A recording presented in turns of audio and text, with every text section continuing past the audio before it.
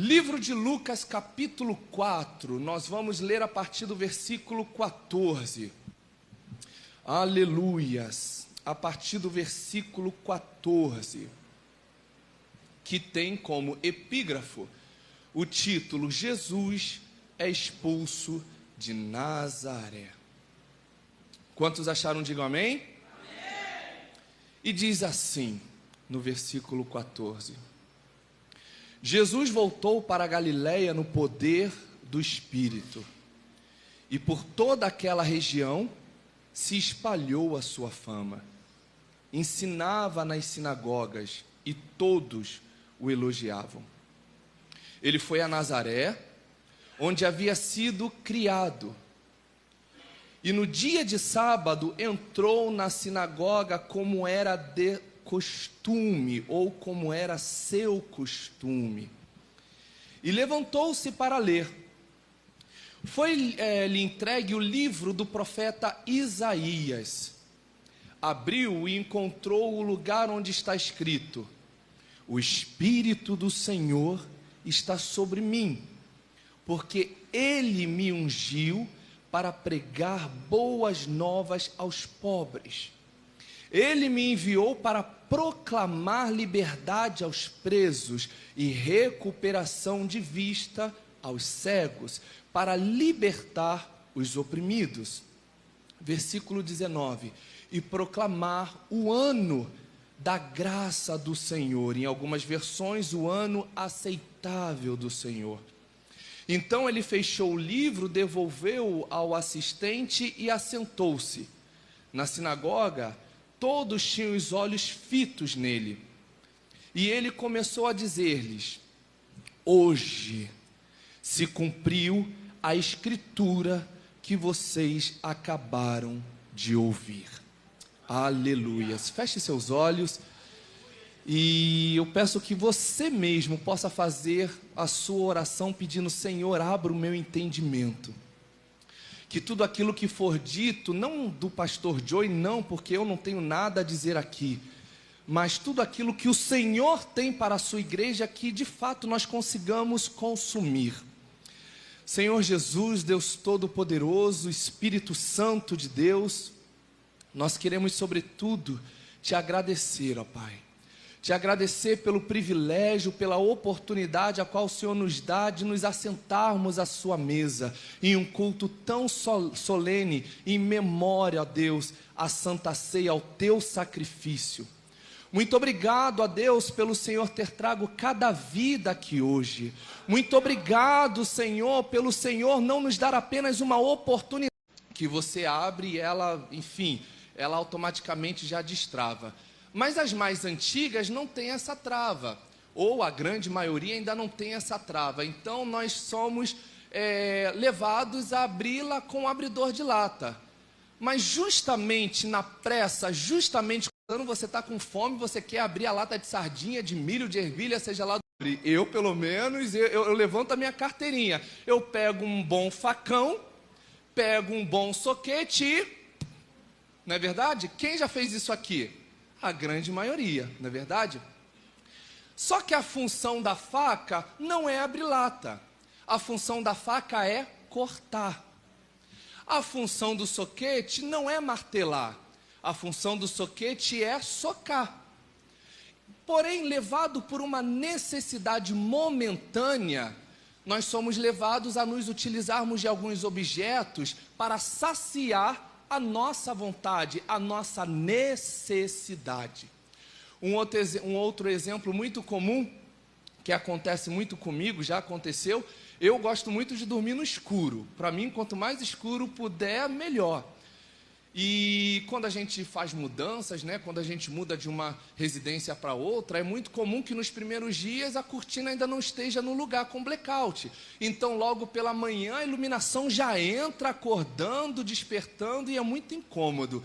E nós somos levados a pegar um cobertor, uma toalha, um edredom e tacar na janela, né? E a gente prende com a própria janela para ficar preso ali, para ela não cair, não é? Só que a função do lençol não é servir de cortina. A função do edredom não é servir de cortina, lençol é para cobrir o colchão. O cobertor é para nos agasalhar, para nos dar o devido conforto no frio, né? E assim sucessivamente, ou seja, nós acabamos por uma necessidade momentânea, nos utilizando de alguns objetos de maneira indevida, por uma necessidade. E qual é a lógica que eu estou querendo trazer aqui para vocês? Que infelizmente com Jesus não é diferente. Muitas das vezes nós nos aproximamos de Jesus, muitas das vezes nós nos recorremos a Jesus, infelizmente, por motivações inadequadas. Motivados, é claro, por uma necessidade. E isso não é indiretamente um erro, porque se nós olharmos para a Bíblia, muitos personagens se aproximaram, vieram ter com Jesus, motivados por uma necessidade. Por exemplo, os 10 leprosos, lá de Lucas capítulo 17, não precisa abrir não. Lucas capítulo 17, do 11 ao 19, relata a história dos 10 leprosos, que vieram e se aproximaram de Jesus, para que eles então fossem curados de sua lepra. E essa é uma passagem muito conhecida, vocês hão de se recordar, porque é uma passagem que fala de ingratidão e de gratidão, porque de 10 leprosos, 9 foram embora, não voltaram para agradecer, e apenas um voltou. E esse que voltou ainda era estrangeiro, era samaritano. Mas o que eu quero trazer com isso? Mesmo esse que voltou, sendo grato a Deus, ele não se tornou um discípulo de Jesus. Ele não ficou com Jesus, ele voltou sim para agradecer, uma atitude completamente louvável, uma atitude que serve de exemplo para muitos de nós até hoje, mas depois que ele agradeceu, o Senhor Jesus disse, vai em paz. Se Jesus disse, vai em paz, é porque ele não ficou, ele se foi. Ou seja, ele foi curado, ele reconheceu a jovem rico. O jovem rico que se apresentou a Jesus, veio se encontrar com Jesus, também motivado por uma razão inadequada. O jovem rico se apresenta para o Senhor e diz, mestre, o que posso fazer para herdar a vida eterna? Ou seja, o interesse do jovem rico não era evidentemente conhecer, se aproximar de Jesus, era tão somente ter a vida eterna. E isso acontece com muitos de nós. Existem muitas pessoas que estão na casa do Senhor que não se relacionam com Ele por amor, mas sim por aquilo que Ele pode fazer, incluindo a salvação. Só que se esquecem que para ser salvo tem que ter um relacionamento contínuo com Deus. E esse relacionamento, ele não pode ser pautado em interesses, ele tem que ser pautado em amor. É claro, eu não vou a ser hipócrita e dizer que muitos de nós viemos para o Senhor motivados por uma necessidade, seja essa financeira, seja essa emocional, seja essa física, independente dos motivos, todos nós nos aproximamos, assim como eles, do Senhor por uma necessidade pessoal, e até aí, como eu disse, não é diretamente um problema, o problema é permanecer sem querer se relacionar, mas querendo o que Ele pode fazer. Quantos compreendem essa mensagem? Aleluias.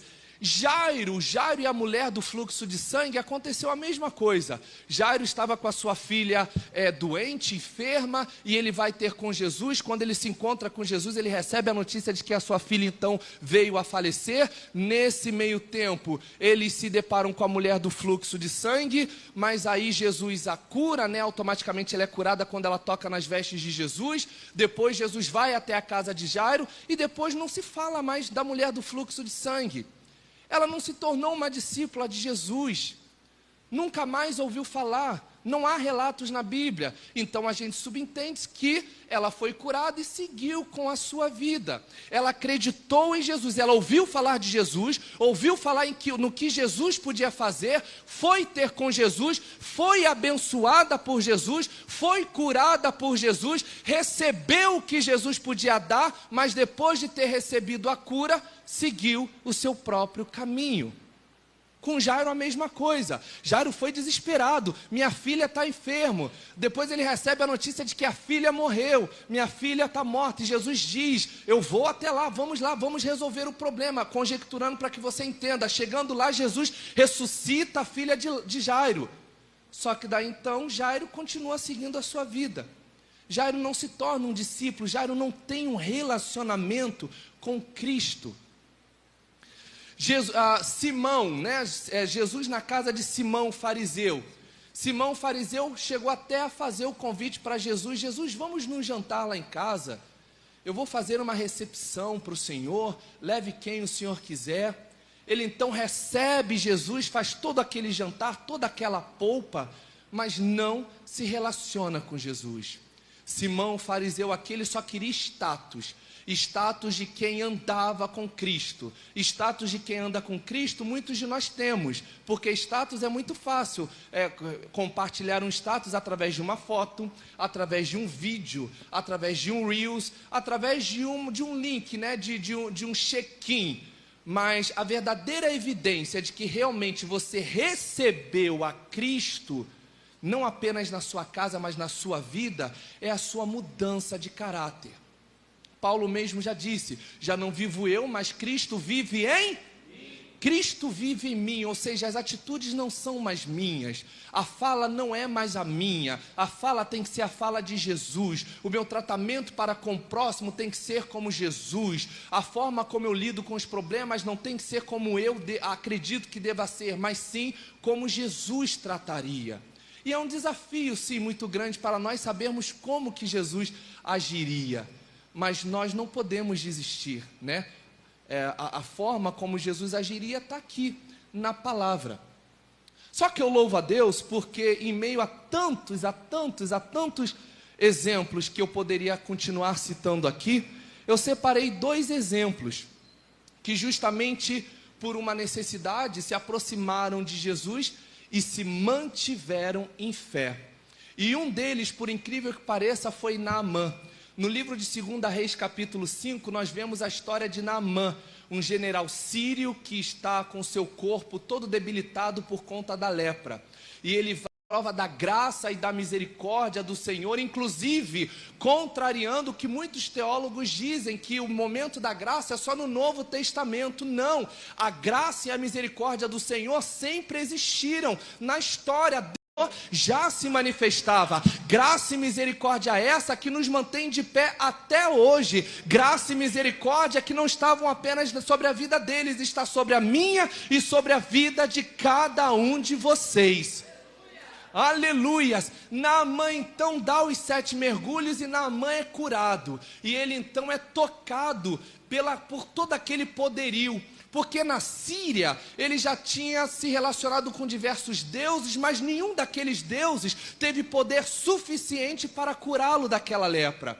Ele então recorre então ao Deus de Israel, ao Deus vivo, a um Deus que não tem olhos, mas vê, a um Deus que não tem boca, mas fala, a um Deus que não tem ouvidos, mas ouve, a um Deus que não tem mão, mas toca, a um Deus que não tem pé, mas caminha, a um Deus que não tem braços, mas abraça. E ele pôde sentir que dentro de um Deus invisível pôde haver vida. E Naamã fica tão encantado que, se você for ler o capítulo, 2 Reis capítulo 5, você vai ver que Naamã, depois de ser curado, ele fala para Eliseu, me dá um pouco dessa terra para eu poder levar para a Síria. Porque Naamã, mesmo tendo sido impactado com o poder de Deus, ele ainda estava preso à religiosidade. Ele ainda acreditava, como era uma cultura pagã, que um Deus, ele só tinha poder na sua própria terra. Então o que ele fala para Eliseu? Me dá um pouco dessa terra para que eu possa levar um pouco do seu Deus comigo. Ou seja, Naamã foi curado. Naamã era um homem pagão, era um homem sírio, mas ele reconheceu a soberania e o poder de Deus a ponto de dizer, a partir de hoje eu quero me corresponder, eu quero me relacionar com esse Deus. Eu fui curado, mas eu quero mais, eu quero aprender, eu quero consumir, eu quero vivenciar e eu quero levá-lo comigo. Será que nós temos levado Deus conosco?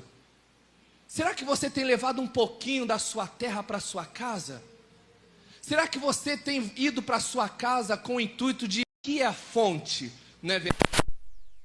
Temos mantido o nosso culto depois do culto. Será que nós temos vindo para cá cultuando? Então Naamã realmente me surpreendeu. E como Naamã, Zaqueu, republicano, Zaqueu é um ótimo exemplo daquele que de fato queria conhecer Jesus. E por quê? Zaqueu era rico, ele era cobrador de impostos, ele tinha boas condições.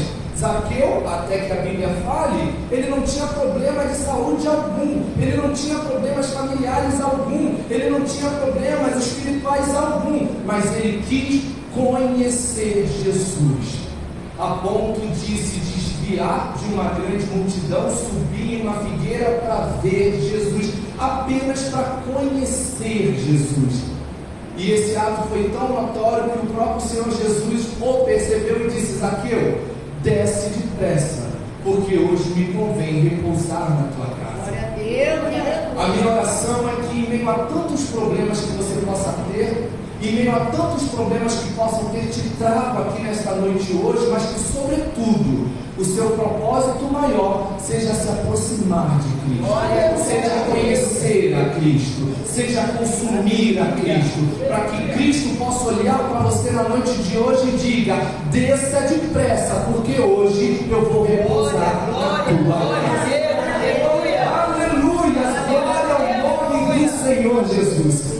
O texto que nós lemos, meus irmãos, é um texto que evidencia, é um texto que atesta, que confirma o real propósito de Jesus aqui na terra. Muitas pessoas recorrem a Jesus, como eu bem disse, por motivos particulares. Eu quero ter uma casa própria, Senhor, me abençoa. E Jesus abençoa, porque Jesus é gracioso, Jesus é misericordioso, Jesus é amoroso. Senhor, eu quero muito ter um relacionamento, Jesus abençoa. Senhor, eu quero muito ter uma cura, Jesus abençoa. Mas nós precisamos entender que o real motivo que Jesus veio à terra é para trazer a salvação. Ele não pode ser confundido com uma porta de uma imobiliária. Ele não pode ser confundido com uma porta de um SUS. Ele não pode ser confundido com uma porta de uma agência de relacionamentos, haja vista que Ele é a porta dos céus, Ele é a porta da salvação. Tudo aquilo que Ele fez e que Ele ainda faz, porque Ele tem poder, é consequência da sua passagem por nós. Não é um erro de forma alguma você pedir uma vida melhor. Peça sim. Peça assim: Senhor, eu quero ter um emprego melhor, Senhor, me abençoa. Jesus, Ele vai te abençoar. Senhor, eu quero que a minha saúde possa ter um vigor maior, me abençoa na saúde. Eu estou sentindo dores, aquele exame que eu fiz deu um laudo não muito favorável, me abençoa. Jesus vai te abençoar sim, porque Ele é gracioso, Ele é misericordioso. Mas o que a palavra hoje, o propósito do qual Deus colocou para trazer para a igreja, é que nós deixemos de virmos para a igreja apenas por esses motivos secundários, quando o primário é buscar o reino dos céus e a sua justiça e as demais coisas vos serão acrescentadas. Aleluia, glória ao nome do Senhor Jesus. No versículo 14, a palavra diz assim: Jesus voltou para a Galileia, no poder do Espírito, e toda aquela região por toda aquela região, se espalhou a sua fama. Ensinava nas sinagogas e todos o elogiavam. Jesus aqui tinha acabado de ser tentado. Se você for ler o capítulo 4, você vai ver que é justamente o momento da tentação de Jesus.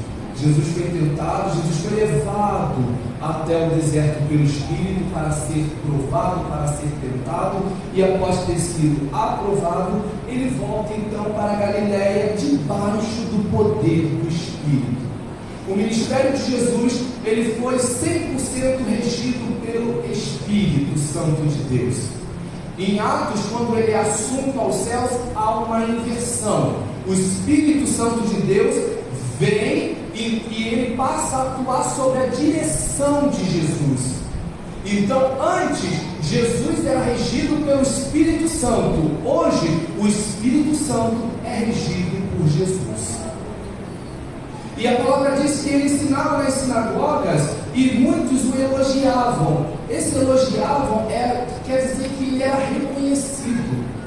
E esse reconhecimento não é apenas de quem ele era, mas sim daquilo que ele fazia, as proezas que ele fazia. As pessoas estavam já reconhecendo ele como Filho de Deus, como Messias, como enviado. Chegando então em Nazaré, no versículo 16, chegando em Nazaré, onde havia sido criado, e no dia de sábado entrou nas sinagogas, como era seu costume, e levantou-se para ler. Esse criado aqui quer dizer educado. Ele foi educado em Nazaré.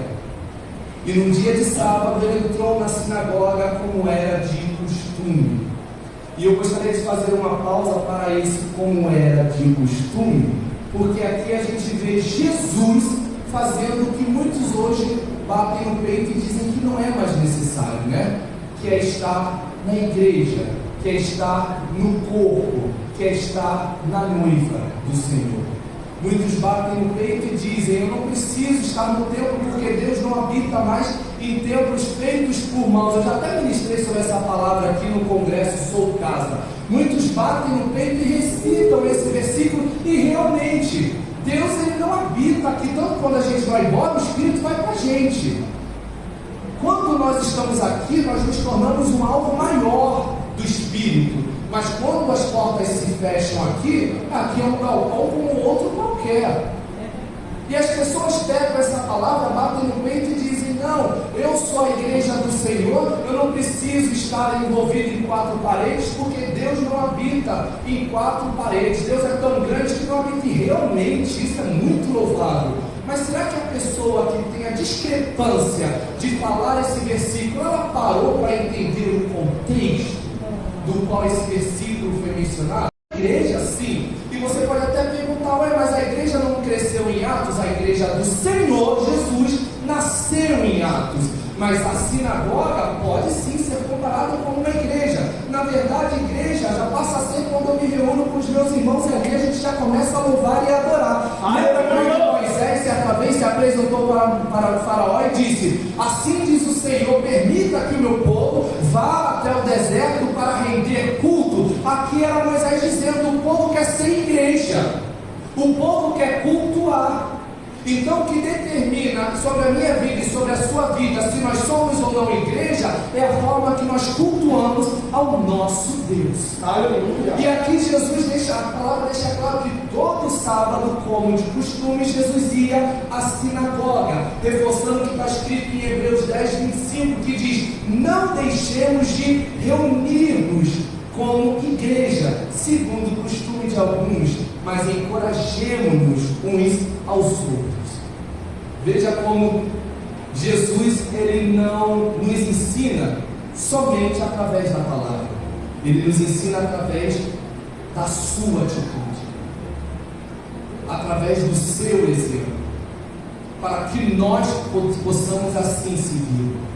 Independente do que esteja, do que Paulo tenha dito, Jesus ele já tinha dado o exemplo de como ele gostaria que nós vivêssemos em união, unidos, em unidade, como corpo, representando a sua noiva aqui na terra. Glória a Deus. Aleluia. Versículo 17 diz assim: foi-lhe entregue o livro do profeta Isaías, abriu e encontrou o lugar onde está escrito: o Espírito do Senhor está sobre mim, porque Ele me ungiu para pregar boas novas aos pobres. Ele me enviou para proclamar liberdade aos presos e recuperação de vista aos cegos, para libertar os oprimidos e proclamar o ano aceitável do Senhor. Quando a gente fala Jesus Cristo, essa palavra Cristo, em grego, ela tem como sua raiz Christos, que significa ungido. Em hebraico, a palavra Cristo significa Messias. Por isso que em todo o Antigo Testamento existem sempre as promessas sobre o Messias. ou seja, o ungido do Senhor. O Deus enviará o seu ungido. O ungido do Senhor virá para nos libertar. O ungido do Senhor virá para nos salvar. Então, a todo momento, quando nós vemos no Antigo Testamento a palavra Messias, significa o ungido. E no Novo Testamento, quando a palavra diz Cristo, digo sobre mim porque Ele me ungiu, ou seja, Ele me separou, Ele me consagrou, Ele fez de mim um instrumento perfeito. Para quê? Para pregar as boas novas aos pobres e assim sucessivamente. Só que quando a gente fala de ungido, no Antigo Testamento em específico, as únicas pessoas que eram ungidas eram reis e sacerdotes. E quando Jesus diz que Ele me ungiu, ou seja, o Senhor me ungiu, aqui era Jesus dizendo: eu sou o Messias, eu sou o Cristo, eu sou o ungido prometido. E quando Jesus assume essa posição, os judeus eles começam a se alegrar, porque o rei veio para trazer a liberdade. O nosso rei chegou, só que não chegou como eles acreditavam que chegariam, com cavalaria, com raios e trovões. Não, o nosso Senhor, o rei dos judeus, chegou com um jumentinho. O rei dos judeus, ele poderia ter vindo com toda a pompa, mas ele veio para ser crucificado, ele veio para ser cuspido, ele veio para ser humilhado, mas sobretudo para trazer a salvação. Por quê? Porque não importa a forma como ele veio, o importante é a missão que ele veio cumprir aqui. Missão essa cumprida com êxito. Não é à toa que lá na cruz ele diz tetelestai, ou seja, está consumado. Aleluias! E quando Jesus diz eu sou ungido, quando ele diz ele me ungiu, isso bugou a cabeça dos judeus. Por quê? Como pode ele ser ungido e ele ser dessa forma? Então a unção era dada tão somente aos reis e aos sacerdotes. E quando eu falo de sacerdotes, eu lembro do que está escrito sobre Jesus em Hebreus 7,17, que diz assim: porque ele assim testifica, tu és sacerdote eternamente, segundo a ordem de Melquisedeque. Ou seja, Jesus é o único sacerdote existente até hoje. Qual é a função do sacerdote? Muitos confundem sacerdote com profeta, mas é algo muito fácil de se entender. A diferença é muito prática. O profeta, ele trazia a palavra de Deus para o povo. O sacerdote levava o clamor e as petições do povo para Deus. Jesus, aqui a palavra está dizendo que Jesus, além de rei, é o nosso sacerdote, ou seja, é ele que leva a nossa súplica a Deus, é ele que transmite as nossas orações a Deus. Não é à toa que ele disse: ninguém vem ao Pai senão por mim. Por quê? Porque eu sou a porta, eu sou o sacerdote, eu sou o único caminho. Não adianta você pegar um atalho, não tem como ter subterfúgios. Eu sou o único caminho. Caminho de quê? Da porta aberta, sim, a porta vai se abrir. O relacionamento vai ser restituído, sim, será restituído. A cura vai acontecer, sim, a cura vai acontecer. Mas sobretudo, a porta da salvação, a porta da libertação, a porta da redenção, a porta da transformação. Aleluia! Depois que ele diz que o Espírito do Senhor estava sobre ele e que o Espírito de Deus tinha ungido, ele começa então a listar o seu propósito. Ou seja, ele foi ungido para quê? Porque se eu recebo uma unção, essa unção, obrigado, pastor Abel, ela precisa ter um propósito, ela precisa ter um significado. E aqui o próprio Jesus lendo a mensagem que estava lá, a profecia que estava descrita no livro de Isaías, ele começa a testificar: eu fui ungido, adequando aqui para que vocês entendam, para pregar as boas novas aos pobres. Quando a gente vê aqui a palavra aos pobres, é claro, de primeira vista, o contexto está certo. Jesus veio exatamente para os mais desfavoráveis, né? Só que no contexto atual, e também de certa forma no contexto bíblico, Jesus ele não veio apenas para os pobres, não. Jesus veio para todos. Porque se eu digo que ele veio apenas para os pobres, o que serão dos ricos?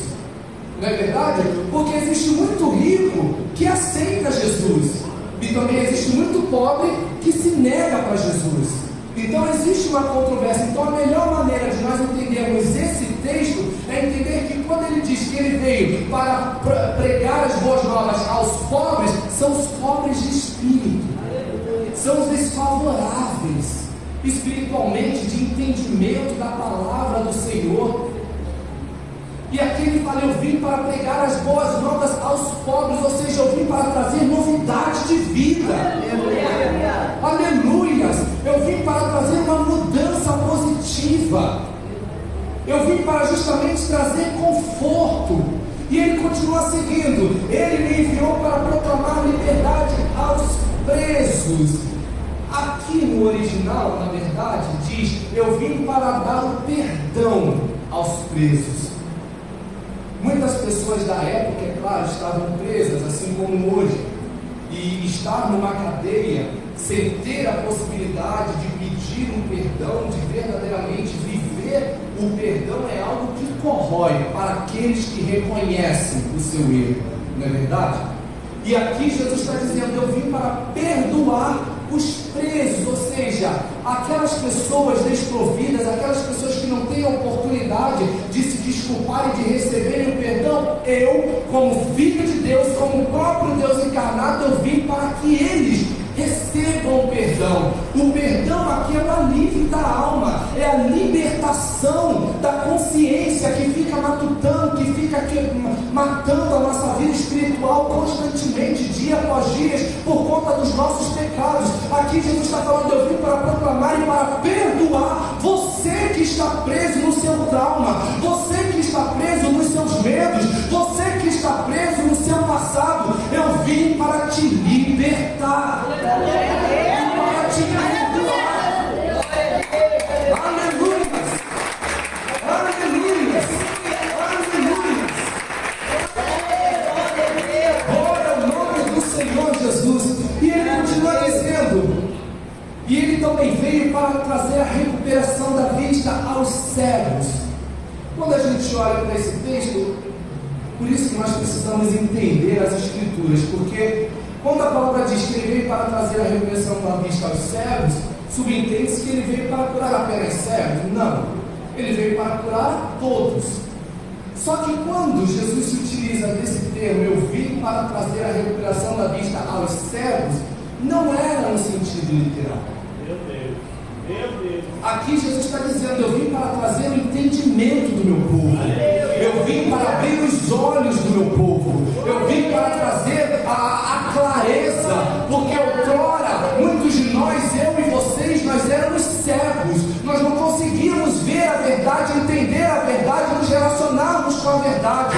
Nós precisamos exatamente de Jesus na nossa vida. Para quê? Para que Ele trouxesse a possibilidade de nós conseguirmos enxergar o que antes nós não conseguíamos, através do Espírito, através da palavra. Então esse momento, quando ele diz recuperação da vista aos cegos, é exatamente no sentido de entendimento. Infelizmente ainda hoje existem muitas pessoas cegas dentro das igrejas, existem muitos líderes cegos, existem muitos integrantes de ministérios cegos, muitos integrantes de departamentos cegos. Mas a minha oração é que hoje eu e cada um de vocês possamos nos permitir ser alcançados por essa palavra, para que nós saiamos daqui com o devido entendimento. E ele diz: para libertar os oprimidos. Quando ele diz para libertar os oprimidos, é sobre o sofrimento, é sobre a aflição, é sobre essa carga que nós recebemos, não apenas material, mas também espiritual, mas também moral. Ele está dizendo, para libertar os oprimidos, ou seja, eu vim para justamente trocar o jugo, porque o meu jugo é leve. E eu quero pegar o seu jugo para te libertar desse peso, dessa aflição, desse problema que você está passando. Aleluia. E vem o versículo 19, que para mim é sensacional, que ele diz assim: e proclamar o ano da graça do Senhor, ou proclamar o ano aceitável do Senhor. Quando Jesus faz essa menção, ele está fazendo uma referência ao ano do jubileu. E o que é o ano do jubileu? Lá em Levítico, não precisa abrir, mas vocês que queiram postam de anotar, Levítico 25, do versículo 8 até o versículo 12, retrata exatamente o ano do jubileu. E o que é o ano do jubileu? No período de Levítico, na época da lei de Moisés, de 7 em 7 anos, era decretado, era como se fosse aqui no SPC, de 5 em 5 anos o nosso nome é zerado, não é isso? Diz a lenda, né? De 5 em 5 anos. Então, o ano do jubileu, ele funcionava quase que da mesma forma, só que de 7 em 7 anos. Então, aquele que possivelmente tivesse alguma dívida ou algum débito, quando chegava esse ano do jubileu, que até então era de 7 em 7 anos, a dívida dele era perdoada. Ou aqueles que possivelmente tivessem sido escravos por conta de algum débito ou algum delito, eles também eram liberados, eles eram libertos. Já em Levítico, como eu mencionei aqui, Levítico 25, esse ano do jubileu ele passa por uma mudança. De 7 em 7 anos ele passa para de 50 em 50 anos. Então, de 50 em 50 anos, o procedimento se mantinha o mesmo. As pessoas eram libertas, as dívidas eram sanadas. E o que eu quero dizer com isso? O que o próprio Senhor Jesus, perdão, o que Jesus quis dizer no ano aceitável do Senhor? Jesus estava dizendo: eu vim proclamar o momento do perdão, eu vim proclamar o pagamento das suas dívidas. Eu vim justamente para pagar tudo aquilo que o pecado tem consumido sobre a sua vida. Eu vim pagar o preço. Eu vim pagar o preço para que você seja perdoado, para que você seja liberto de toda acusação, de toda opressão. Jesus está dizendo: eu vim para proclamar o ano aceitável do Senhor, o ano da graça do Senhor. Jesus está dizendo: não importa quanto tempo você tem sido escravizado, não importa o quanto tempo você tem sido oprimido, não importa o quanto tempo você tem sido humilhado, eu vim para proclamar o ano da graça, o ano aceitável do Senhor, ou seja, para proclamar a sua libertação, para pagar o preço,